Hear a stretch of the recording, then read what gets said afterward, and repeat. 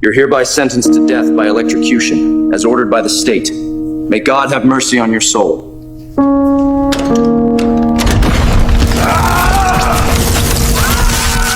We've developed a new form of capital punishment, one that doesn't just end a life, but repurposes it. It gives the inmate a second chance, in a different form.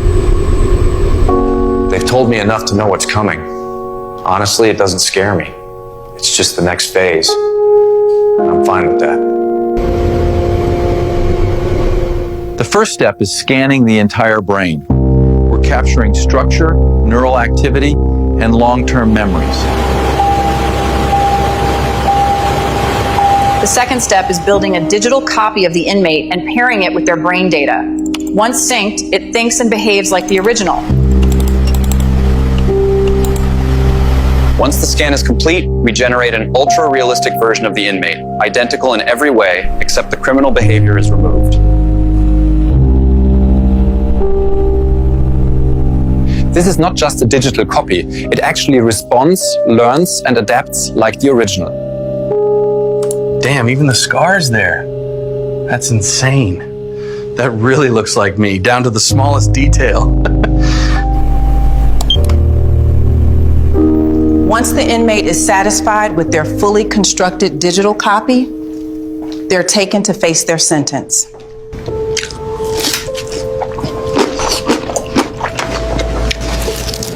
They said if I joined the program, I'd get something special for my last meal. I couldn't say no. For the murder of Gerald Cortez and the attempted murder of Sabrina Ortiz, you are hereby sentenced to death by lethal gas, as ordered by the state. For the murders of Everett Ravago and Marisol Vega, you are hereby sentenced to death by lethal injection, as ordered by the state. For our inmates, it's not death, it's reassignment. That's why there's no panic, just acceptance. Some of them even smile before dying. These are our recently processed inmates. Their digital copies are ready for upload to the main server. Our server is called the White Void, where digital copies of our processed inmates live and work for the rest of their lives. Where are we going? The faceless figures inside the White Void are called handlers. They keep order. They follow our instructions and respond only to us.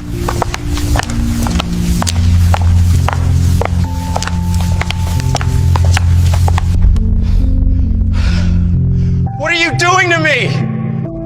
Through the handlers, we load the replicas with everything: encyclopedias, internet data, behavioral training.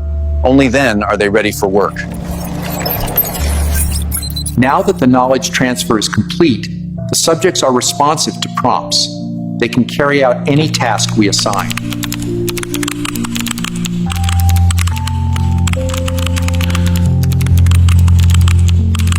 As you can see, the prompt adherence of our subject is great, and it works for almost anything.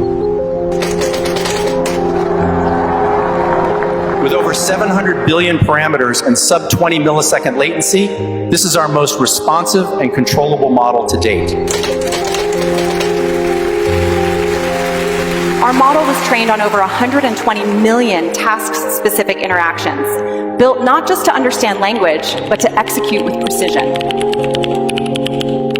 We've partnered with dozens of AI firms who use our workforce to execute tasks for their clients. Our guys in the White Void are the real heroes. Every time you ask an AI to write, edit, generate video or code, our digital clones are doing the work. They don't sleep, eat, or rest. They just keep working. Most importantly, they don't unionize. And they don't need medical insurance. Revenue from our digital workforce is split 50-50. Half goes toward maintaining infrastructure, the other half is sent to the families of processed inmates. My husband was processed 3 years ago. He's been in the White Void ever since. The money we get from his work isn't much, but it helps. Hey, sweetheart, it's really good to see you. You look taller. Hi, Dad. You look tired. Are they treating you okay? When processed inmates complete their tasks, they earn a chance to speak with their families once a month. We believe in maintaining that connection. It was good talking to you, John, but I should get back. I've got 30 PhD theses to finish before the day is over. Inmates who fail to meet their task quotas are reassigned to isolation environments designed to encourage focus and compliance. For failure to complete the assigned photo edit on time, you are hereby sentenced to 5 days in the Black Void. Shut it down! Shut it down! White Void, out to this town! Shut it down! Shut it down! Shut it down! White Void, out of this town! A new report reveals private prisons are digitizing death row inmates, forcing them to work in what insiders call the white void. This isn't rehabilitation. It's digital slavery, plain and simple. They've just rebranded forced labor with a screen and a server. Every inmate accepted the deal voluntarily. No one was forced into it. And as for their digital avatars, they don't have a soul. Legally speaking, their rights remain a gray area.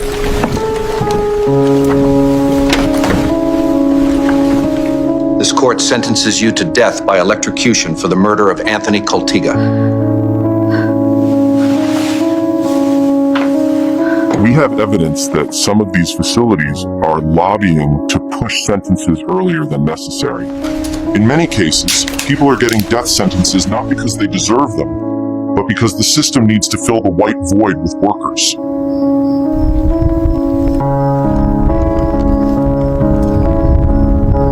My dad's trial was supposed to be 2 years away, but the court said the evidence was overwhelming and moved straight to sentencing. I'm not here to defend what he did. I'm here because they skipped the process like it didn't matter. They rushed his sentence to feed a machine. This right here is the tiny camera I used to record a series of meetings that changed everything. Our revenue is down. There's a new AI model out there, and it's crushing us. No one needs our services anymore. We've been exploring a move to the dark web. There's serious demand there. We can tweak the system for the new purpose. On the dark web, digital copies of executed inmates are used to produce explicit and violent content, and people are paying to watch. It's clear these faces belong to real people.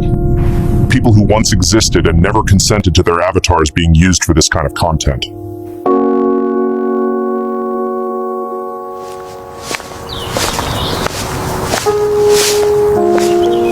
A buddy of mine sent me a clip. Said I needed to see it. My wife was in it, doing things she'd never do. She was executed 7 years ago. I thought it was fake until I saw her birthmark. How do you even do that to someone?